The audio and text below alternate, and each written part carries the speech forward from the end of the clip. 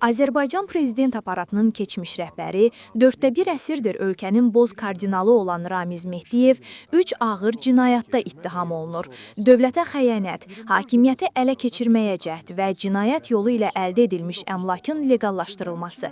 Mehdiyev 1995-ci ildən Azərbaycan prezidenti administrasiyasının rəhbəri vəzifəsində çalışıb. 2019-cu ildə prezident İlham Əliyev onu fəxri təqaüdə göndərib, hətta atasının adına olan ordenlə təltif edib. Mehdiyev Elmlər Akademiyasının prezidenti vəzifəsinə təyin edilib. Bu müddət ərzində o, küllü miqdarda mənimsəmədə ittiham olunmağa başlayıb. O, bu vəzifədən aşağı salınaraq akademiya tərkibində fəaliyyət göstərən Akademik Ensiklopediyanın Tərkibi Şurasının rəhbəri, daha sonra isə həmin şuranın üzvü təyin edilərək bu vəzifədən də uzaqlaşdırılıb.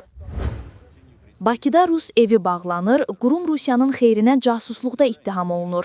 Azərbaycanda Mehdiyevin rəhbərlik etdiyi Rusiya casus şəbəkəsinin fəaliyyət göstərdiyi barədə şayələr yayılır.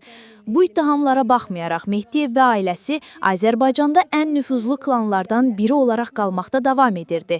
Versiyalardan birinə görə Mehdiyevin həbsi müxalifət lideri Əli Kərimlinin fəaliyyətini maliyyələşdirmək və ölkədə hərbi çevriliş etmək cəhdi ilə bağlıdır. Lakin əsas versiyaya görə Mehdiyev Rusiyanın dəstəyi ilə dövlət çevrilişi həyata keçirməyə hazırlaşırdı.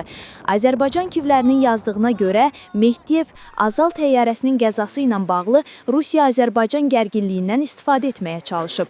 Keçmiş boz kardinal hətta Əliyevi devirdikdən sonra ona rəhbərlik etmək perspektivi ilə müvəqqəti dövlət şurası yaradıb və şuranın tərkibini ruslarla razılaşdırıb.